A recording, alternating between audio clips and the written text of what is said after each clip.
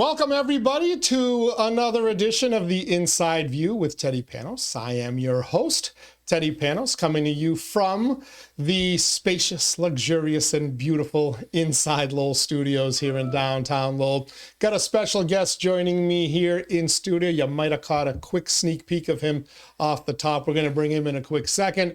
Want to just let you know that we are recording today's podcast on Thursday afternoon, 2 p.m., January 26th. Thursday in January and February, and I believe in March, is Fight Night in the Mill City of Lowell. That's right, the great tradition of the New England Golden Gloves, Thursday nights at the beautiful Lowell Memorial Auditorium. So we're going to talk a little bit about that tournament with the man behind that tournament. I just want to thank our sponsors for helping make the Inside View podcasts possible, along with all of our content at Inside Lowell. InsideLowell.com is the web address, and we're going to start doing some reporting on the actual fights at the Golden Gloves as well in the coming weeks here on Inside Lowell. But thank you to our sponsors for helping make it possible. Of course, our friends at Washington Savings Bank. I didn't put any coffee in my mug this morning, but I got this mug just by opening an account, and you can get $300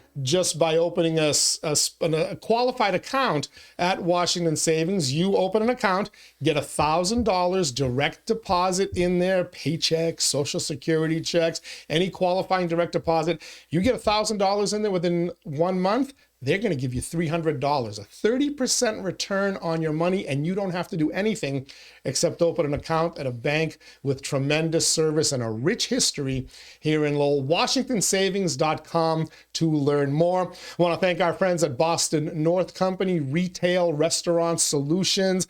Great service, local ownership.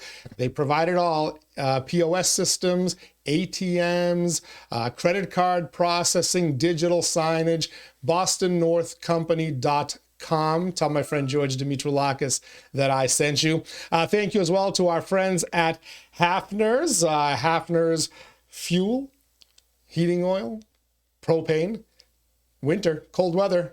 Take the worry off of your family and your home.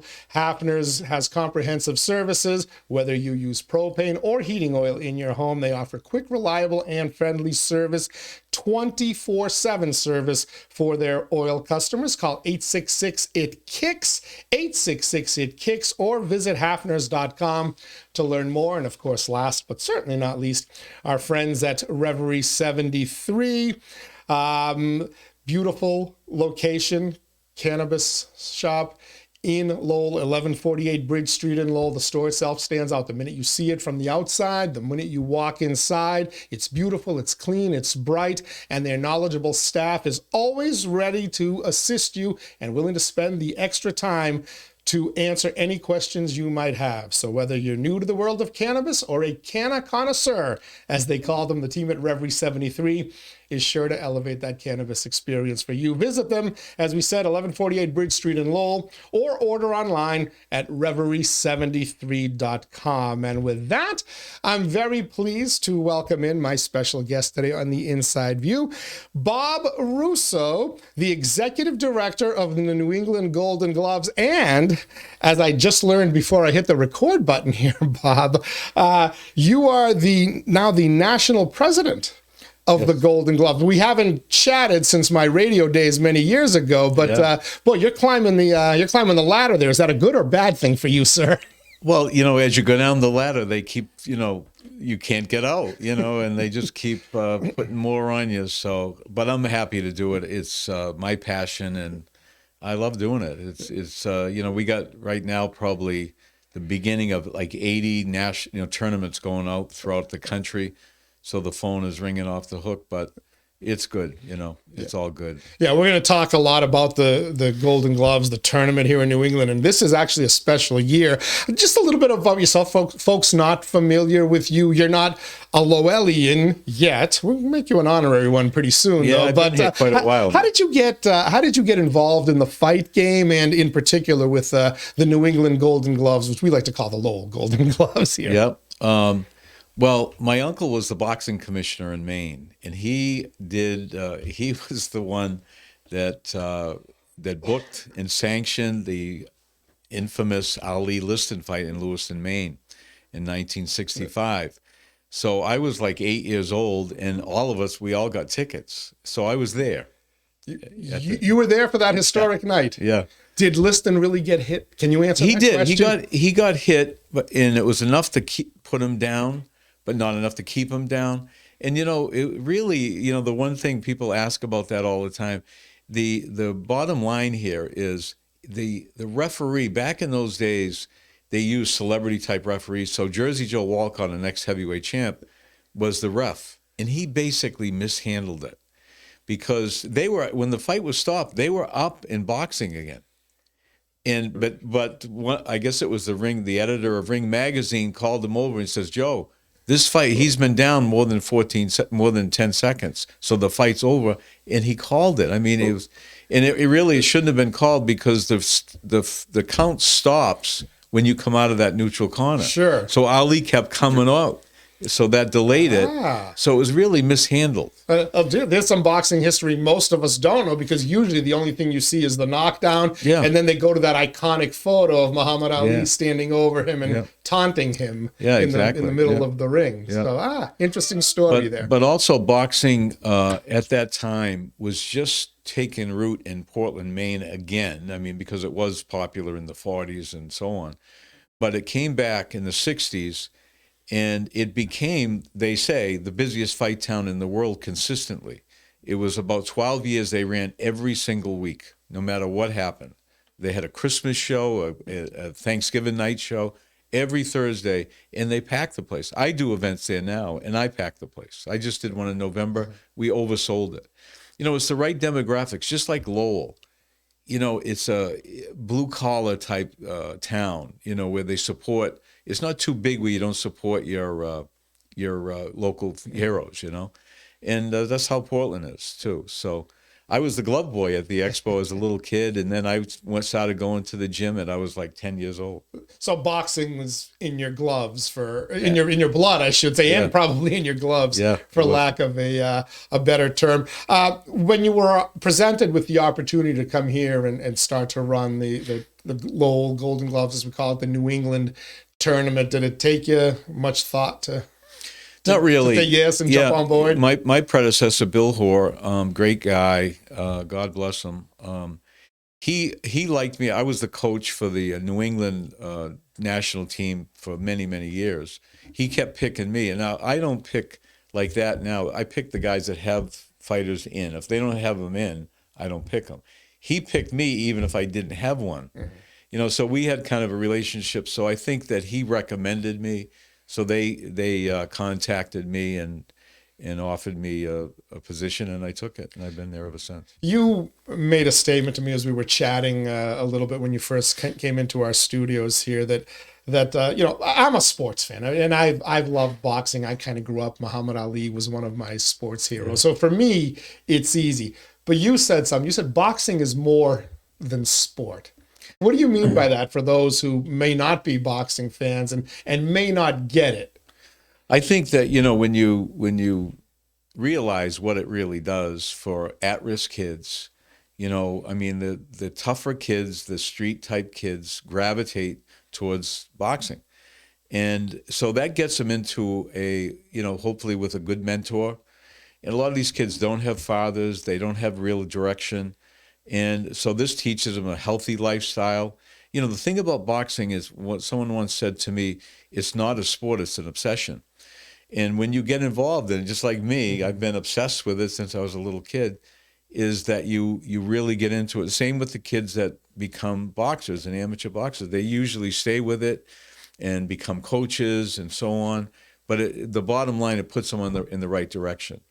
So the amateur boxing program, the Golden Gloves, which is the brand in boxing, is just more than just people hitting each other. It's more than that. And here in Lowell, in most cases, the tournaments throughout the country, you go buy a ticket to a great tradition that's been here for 76 years. You go buy a ticket and all the money goes to charities, local charities. So that's another great thing. So it's a win-win-win situation. And now we're partnered with the Sprinkler Fitters Union. They are a national sponsor, a New England sponsor, because they love the demographics of these committed athletes that may not go to college, and this will give them a career opportunity. So we take them off, basically, not always, obviously, but we take them off the street and out of trouble, put them into a good lifestyle, and then the potential is there to get into a good trade position. And no, it doesn't cost you college money and all that. You don't get college debt. You immediately start working and going to school at the same time, and you're getting paid basically to go to school. And the trades now are paying like doctors and lawyers, so it's a great trade. Yeah, it's interesting because, youth programs are very much in demand and very much a cause out there to try to help at-risk youth, which inner city kids like in Lowell often are. Yeah. And yet nobody mentions boxing when they think of all the exciting new programs. But, you look at a lot of police departments run youth boxing leagues for that exact reason. So it makes a tremendous amount of sense. It does. And it really makes sense in tough areas to basically save kids, and it does. It saved the lives of many kids. So you also made a decision, I believe it was in your time, to switch fight night to Thursday night forever. And for me, in my formative years, it was Tuesday night. Yeah. Why the switch to Thursday nights? Well, first of all, I thought Tuesday was the worst night of the week. I just, and it kind of proves in the numbers too, because like at the auditorium with the concessions, no one's drinking beer. No one's, you know what I mean? They're kind of in a hurry to get out of there. But on Thursday night, you've made it past the hump day. Sure. And people are more apt to, and it's a college town. And so this is a good night for college kids too, Thursday. So it makes all the sense in the world. I think the weekends are, it's family time.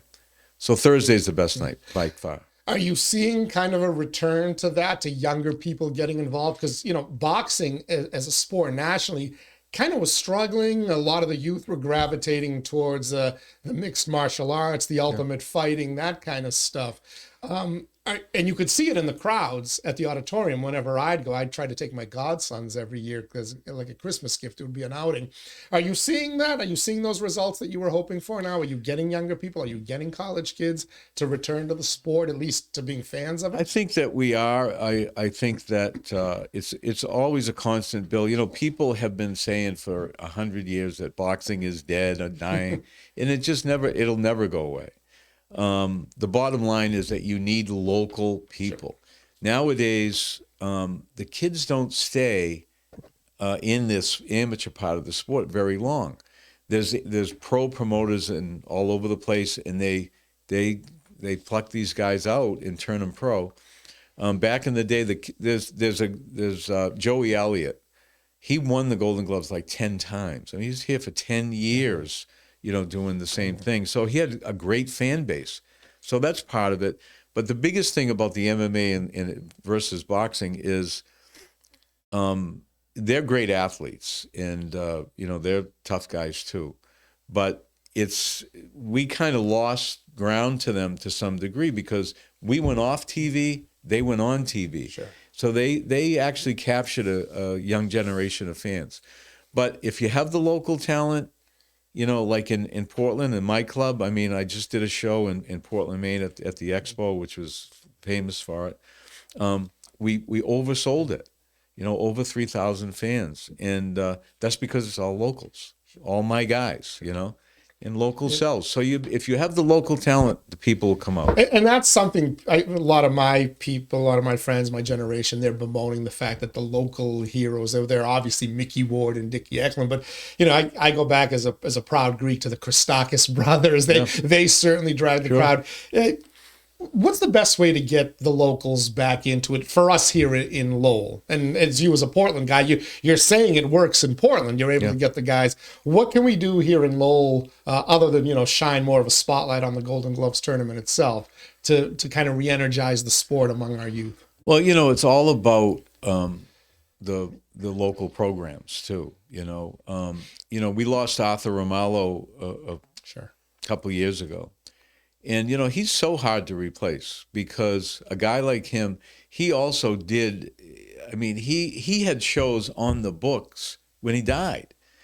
He was into it 24/7. He raised money, always trying to get sponsors for the gym, and at the gym every day, and putting on little events like at the Bill Ricker Elks and stuff. And this is where you get experience. I used to take my guys from Portland up there to get fights, and so he's hard to replace. Joey is now running the gym, his son Joey, and he's doing a good job. And there's a local PAL program that is just started out. We need good programs. That's the bottom line. Good mentors, good coaches. So, are there any fighters to watch that you know are in this tournament? Because you probably know all of them pretty well. Is there somebody that stands out as somebody to watch for the national tournament eventually? Well, it's kind of an odd thing because we went through the pandemic, and so what happened was those the top billing type guys, the elite boxers, they turn pro. So we're kind of in a building stage. Like I think I will have from Portland. I think I'll have four people in the nationals this year. A real good middleweight, a real good super lightweight, and actually a couple women. And one of them is a silver medalist already at the nationals. So I think that personally, we will have some guys to watch. And this tournament here in Lowell, and eventually the national tournament this year, is special because it's going to be a stepping stone to potentially the U.S. Olympic team and maybe a silver, gold, or bronze in the Olympic Games. This is a qualifier, right? The national and going to the national tournament will qualify somebody for the Olympic trials. Exactly. So the first step that you take into these local tournaments as an elite fighter, that's the open class, not the novice, is the road to the Olympics. So it's much more prestigious in that regard. So what time does the opening bell ring every 7:30 on the dot, basically. 7:30 on the dot. Yeah, we You're timely. Yeah, we got a clock on the screen, and you can watch it. Click down, and little intro, and then the boxing starts. And how many fights on the typical card? Usually, it's like 12 about, again, it just depends on how many people are in the tournament, but basically it's around 12. And you started 2 weeks ago, right? Tonight is your third night for those who are watching it on Thursday. This is the third night of the Central New England Championship, which is our area here, Greater Boston, Lowell, Lawrence, South Boston. And then the last four events. So we got this will be the third, so we'll have tonight two others that will decide the Central Division champions, and then the other three regions will come in. North, South, and Western New England will come in to decide who goes to the nationals and who the novice champions are. And as you mentioned, the proceeds raised tonight and every Thursday night will go to local charities through the Lowell Sun Charities, who do tremendous work here in our area. So it's just a great tradition in the winter. I'll tell you, I really, the winter, most people, don't want to deal with the snow and so on. But I'll tell you, I look forward to it, because the winter goes by like a minute for me. So it's great. It's a great tradition here. I walk through the crowd. I see the same people sitting in the same seats every year, and they're just happy to be there. They're excited to be there. Yeah, you can probably see three generations, grandfathers, their sons, and their grandchildren sitting side by side enjoying a fight. We do, and we every now and then, if I see someone, I'll say, I'll talk to them and say, how many years have you been coming? And we introduce people, we mention them by the announcer and say, how many years? And they'll say, there's people have been coming there for 60 years. 60 years they've been sitting in that same seat. It's not uncommon, 50-something years that they've been coming. So it's such a great tradition. It's awesome. I'm proud to be a part of it. So how do folks find out all there is to know about the gloves? The LowellGoldenGloves.com. The Lowell Memorial Auditorium has all the tickets that are available. Last year actually we set a record. And so 2020 we set a record of income and so on. And And then we had the pandemic. We lost a year. And then we came back last year. We didn't even know we were going to do this because there was a mask mandate. Sure. The virus was on fire, testing, the whole thing. And I'm thinking, geez, are we going to be able to pull this off? Are we going to take a dive, And we actually broke the 20 record. One of the things is that we had Mike Tyson at the finals. Oh, we remember that night very well. Was you there? I was not there, but there was a little controversy afterwards. Oh, yeah. Regarding the awarding of a key to the city over that. But I think that that in reference to that, I mean, Mike Tyson fought there. Right. And you know what? Boxing is different. This is about different. It's about this guy has turned his life around. So that's what this is about. He was in jail. He did some time. He did it. It's over, and he came back to support the grassroots of the program.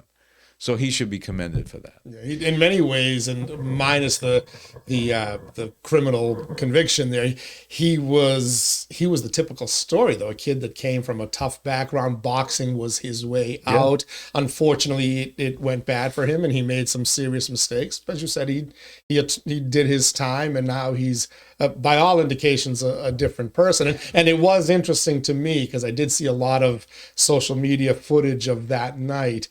To the fighters themselves, to the young people in attendance, they looked up to him. Having him there meant something. And, hopefully he's in a much better place now. I believe he is. Yeah, he is. And, that's just it. The biggest thing for him, he goes, I want to see the kids. And he went down there and he took pictures with everybody. And I'll tell you, standing in the ring with him and the mayor and everybody that night, it was really, the place was rocking. I mean, you read the newspaper that said that it caused a wave in the in the water around So it was really amazing. And people have said to me, "Well, how do you top that?" And I said, "I got an idea.